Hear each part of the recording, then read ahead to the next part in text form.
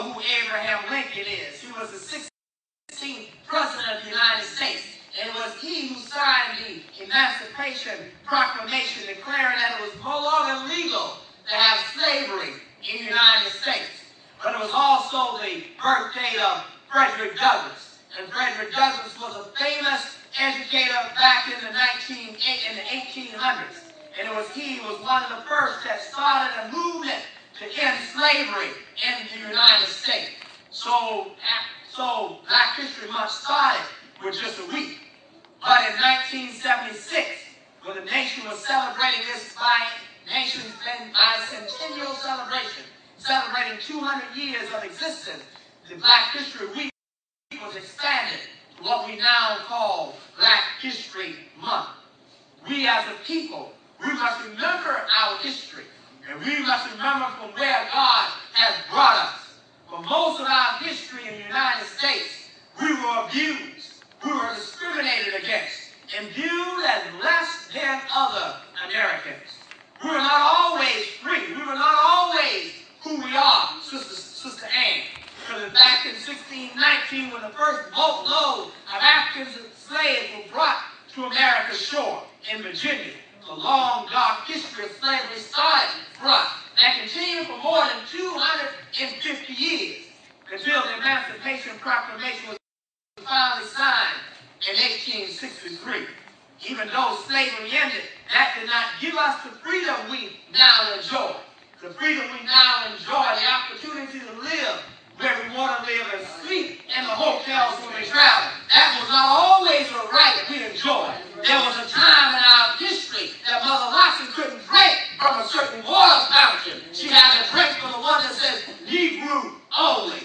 There was a time, and we have learned a history of why my mother used to do it. It was a holdover from the 1950s and 40s when we used to get in the car and go from here to Washington, D.C. We used to pack our lunch for the trip.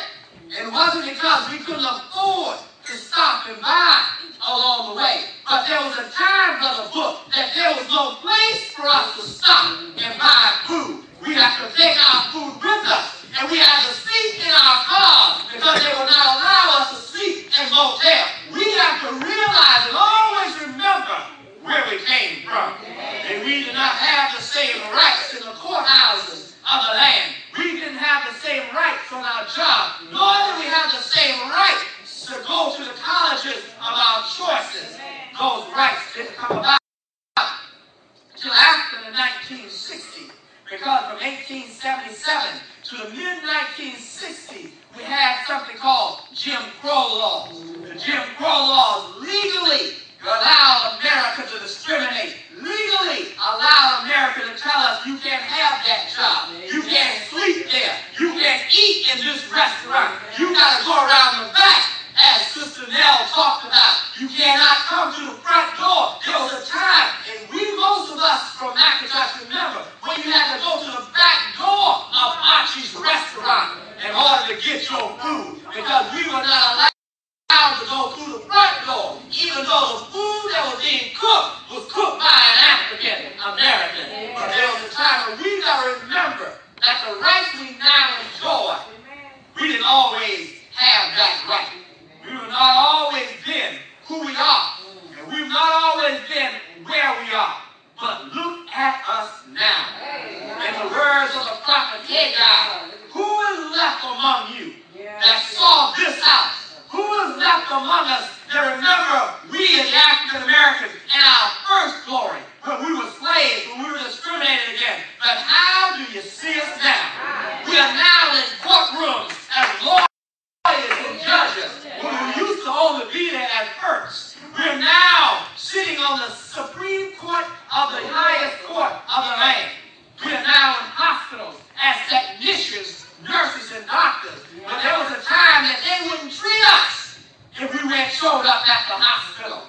We are now in corporate boardrooms, and we are now members of the United States Senate. And January 20th,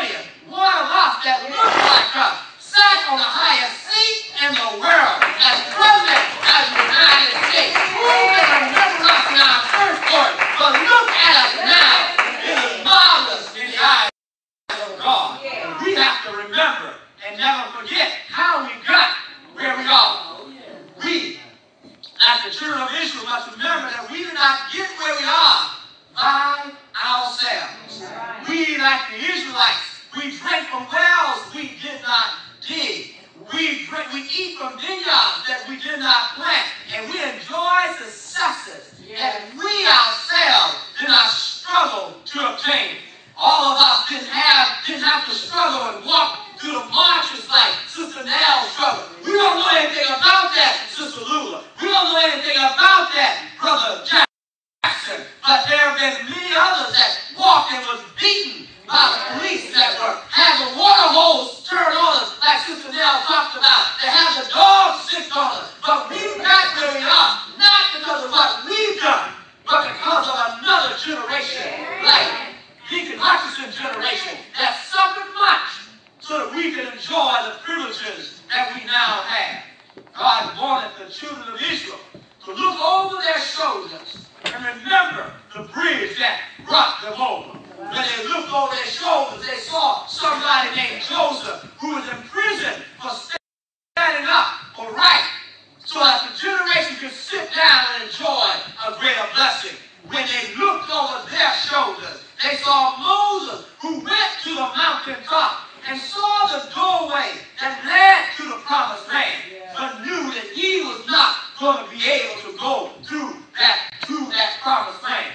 Well, we also need to stop every now and then and look over our shoulders and remember those that struggled, those that suffered, and yes, even those that died, that we can enjoy the privileges that we enjoy today, the opportunity, so that we can say, I want to go to college and I think I go to that college. I want to live in that neighborhood. I want to eat in that restaurant, and I don't want to go to the back door. We've got to look over our shoulders every now and then. Remember those that suffered before we came.